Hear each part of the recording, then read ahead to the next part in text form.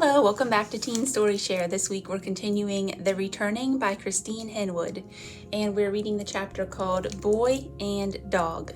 We'll be splitting this chapter into two parts, part of it today and part next Friday. If you missed the previous weeks of reading from earlier this month, those will be linked down below. Also, just a quick warning, this chapter does include the death of a pet. Boy and Dog. Corbin Farmer had glass windows. In all Kayforl, wood or hide was good enough. The new Lord and Dorn Lannet likely had not better, but Corbin Farmer had glass. Acton sat on the gatepost up on the ridge and gazed at the sun splintering against the panes. He sat here often and watched Corbin Farmer and his man about their work, watched the farm itself, trim and tidy and thriving. Jinn was high on her haunches, edging down the track, muzzle pointed to the bottom, to the sheep pasture. No, Jinn. Jinn whined and lay down, nose on her paws. Aye, good, Jinn, which brought her back to him, tail wagging. Then, Acton thought he was fainting, for the air pressed suddenly against his ear, and there was a black flashing at the edge of his sight.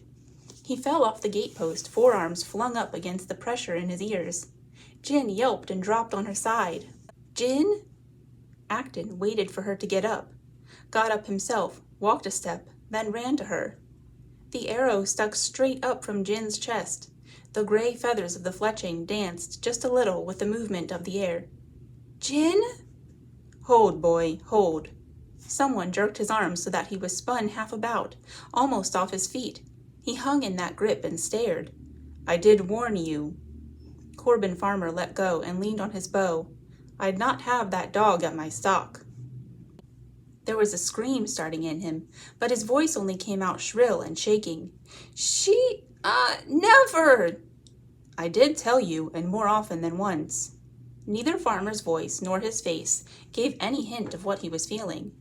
The bow flexed as he put more weight on it, shoved his instep against the tip, and slipped the loop of the bowstring free. He wound the string into a hank, lifted the bow to his shoulder. It's done now. And he walked off. Killer! Did the even tread falter? Acton wasn't sure. Corbin Farmer did not stop, did not turn. Bending, Acton scraped up 2 fistfuls of gravel from the track, hurled them at the man's back. Killer! The spraying dirt hit the road with a sound like rain. Acton touched Jinn's coat. The body looked like Jinn, but it was empty of her. He looked and looked at her, but he still did not know how to put it straight in his mind. Under his fingertips, the body felt wrong. Acton snatched his hand back. Dropping to his knees, he was sick on the road. Corbin Farmer spent the morning with his flock. Acton hovered about the gatepost, about Jinn. He watched Corbin Farmer and his man as they walked back and forth and round and about. Under the noises of the day, of sheep and breeze and tree and traffic, the whine of the arrow kept playing itself over in his ears, and his eyes saw Jinn fall, Jinn fall, Jinn fall. Townsfolk happened by, only in their ones and twos, for today was not a market day. Corbin Farmer's holding was on the ridge road that ran through the village, and people came and went to Issyk in the south, or perhaps passing through Kayforl on their way north to Dorn Lannet. Boy, if Farmer does see you here. Seems he already has. Do you look at this? This was Jinn. Boy, that's hard cruel, that is. They stood there, steadying the baskets on their heads.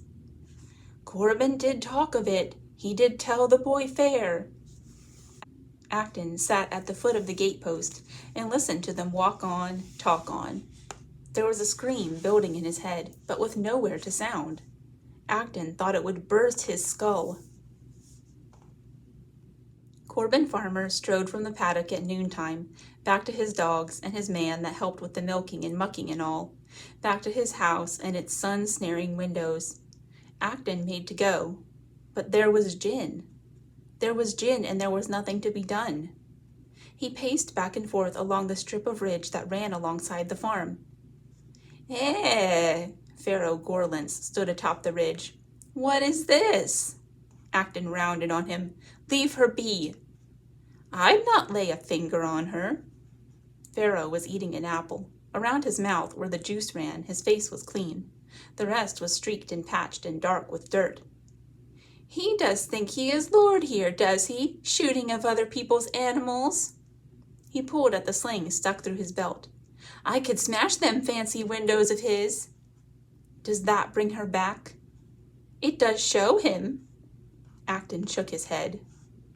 Aye, well. Pharaoh cast the apple core as far as he could, down the hill that sloped green to the green lawn about the farmhouse. Why'd you not do your puking in his garden? In the red light of the last of the day, the to and fro of people stopped. Nothing moved in all of the valley. Acton's mind ached with thinking of Jinn. You still here? Acton started and whirled around. It was Corbin's man. Acton swore at him. Get, said Corbin's man. Gutter-gobbed stray, go on. When he gives me he's sorry, then I'll go. You'll get is what you'll do. Acton held to the gatepost and said nothing. You did not welk like this when your daw passed on. You do not know what I did then. Corbin's man scuffed him with his shoe and walked around him to the road. The sun finished its fall earthward, dragging night after it. The lamps were gold in Corbin Farmer's glass windows. Acton slid down until he sat, his arms around the gatepost. He had thought the scream too big in him to let him sleep, but despite it, his head drooped against the wooden post, his eyes closed. He woke once, thirsty. His mouth was too dry to swallow, his tongue, throat. He realized he had neither drunk nor eaten since morning. He dreamed of water, the cool well water from the yard at home, the cool running water of the stream, a cool tall jug of it flavored with mint leaves. Your mam, she did make water like this, da, dropping the sprig of mint into the crock. There was nothing like it on a hot day, a haying day. He woke again to the ghost light of the false dawn, and a shump of footsteps in the thick dust of the road. Corbin's man turned in at the gate, little spurts of dust fountaining up at each step. Though he did not look at Acton as he walked past, as if Acton were not there, he went first to the farmhouse, not to the byre. He stood on the stoop, pointing up the drive at him.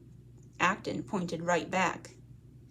All morning, Acton played ghost up on the ridge.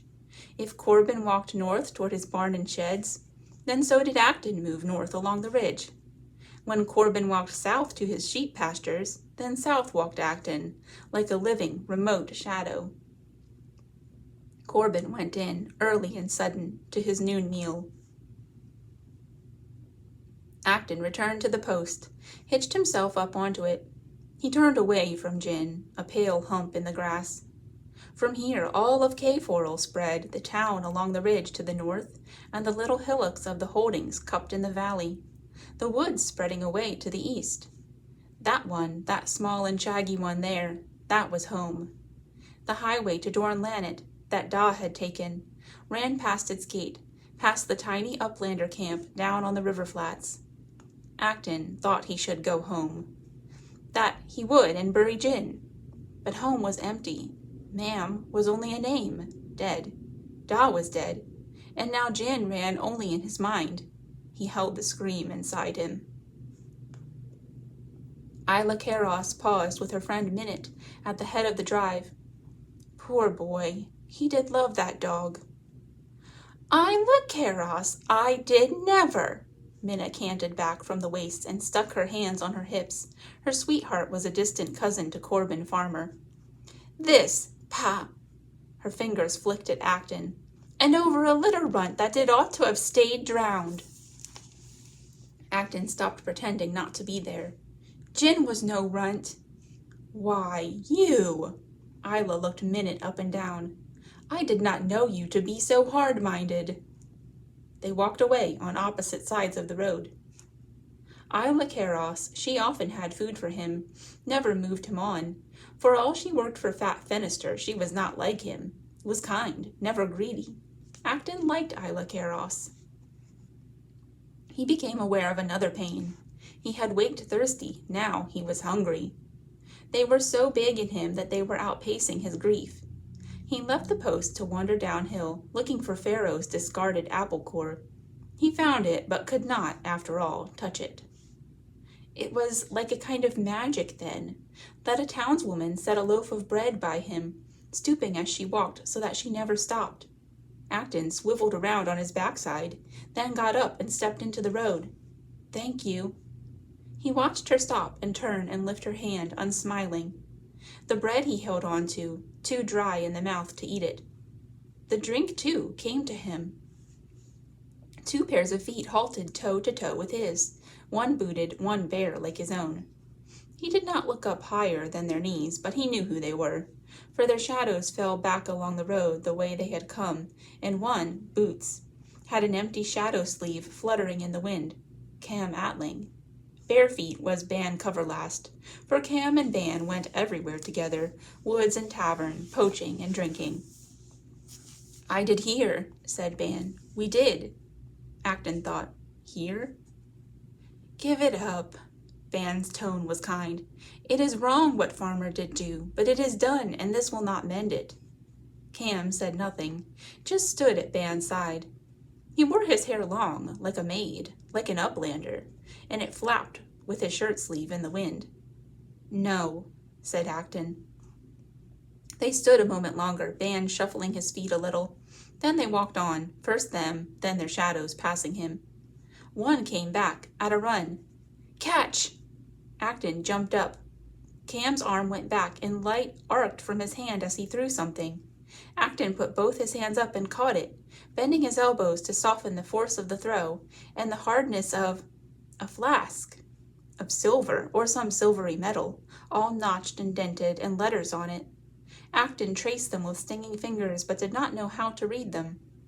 He looked up, but Cam had gone, and the road wound quiet and empty, a plume of dust sinking in the unmoving air. It was cider in the flask. He drank it all off, then ate the loaf of bread. His stomach felt steadier, but in his head the scream still beat. This second day crawled to its end and painted Corbin's fine windows red again. Again Acton planted himself at the head of the track and looked down on the house. It sat square in its green lawn, pumpkin vines tied into great leafy rounds, bordering the path to the door, flowers growing against the walls.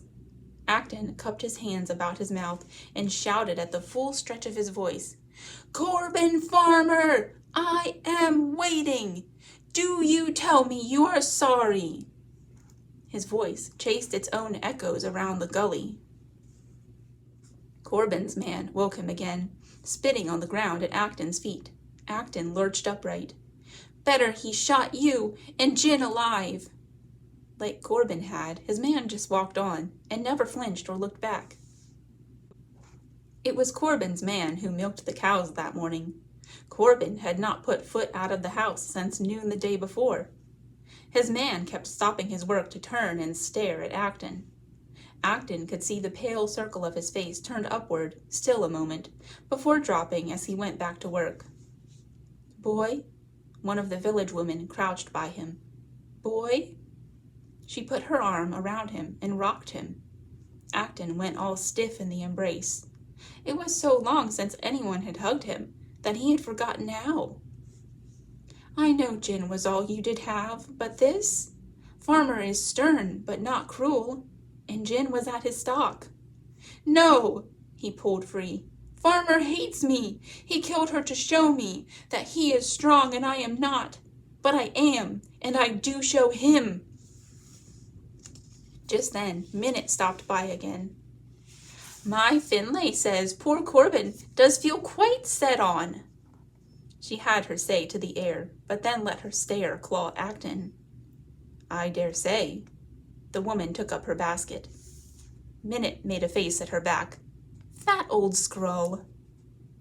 Finlay Pace Not drew up, because Minute was there. He kept the horses shying up, which made Minute squeal and say, "Oh, Finn!" "Oh, Finn." Minute stepped up into the cart, and they belted off, merry as fair day. It seemed the whole village had business out of town today, for they all passed him, there and back again. all stopping to say, eh. He's bitter after his sons did die, that's what. That was a good dog. Phew, she's getting rank. Just on dusk, Eleanor Ankerton stopped by him. You've been the day without bite or sup. Been without longer than this before now. Aye, your da was a brave man, but people do forget what they do owe and who they do owe it to. Acton wasn't sure he knew what she meant. Here, she thrust a satchel at him. Don't tell Abinester. You must not tell Abinester. Abinester was her husband. All of Kayforl knew him to be brute and dirty-tempered, and it was a beating Eleanor Ankerton risked for Acton's sake. I'd never. But she was already hurrying away. Acton opened the satchel. Food, traveler's food, dried fruit, dried meat, whey bread.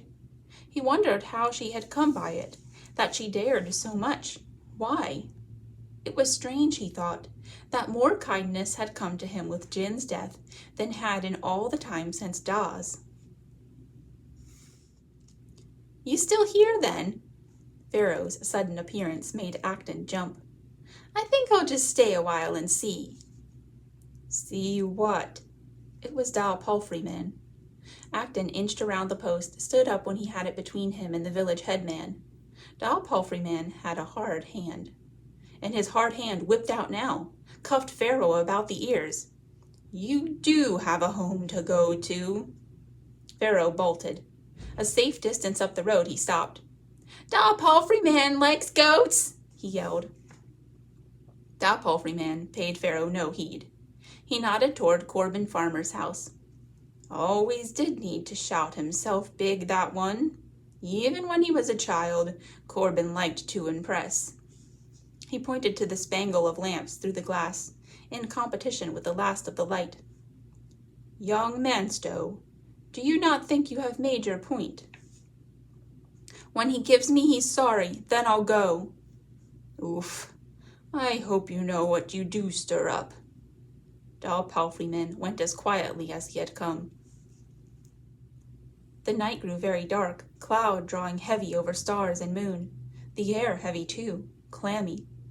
Acton sat and propped his shoulder against the post, knees curled to his chest.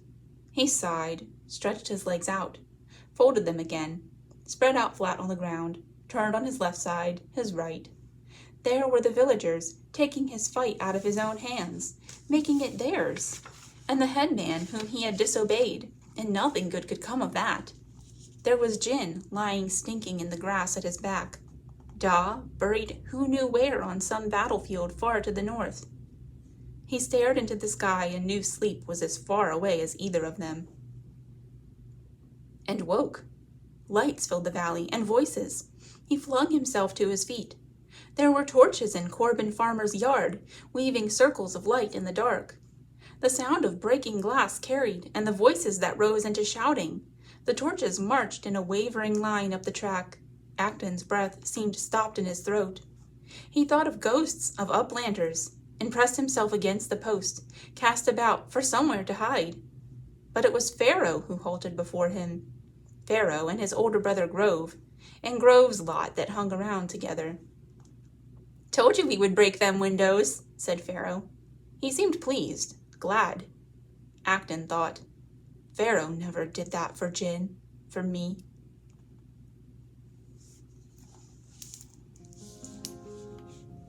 Okay, next time we'll find out what happens.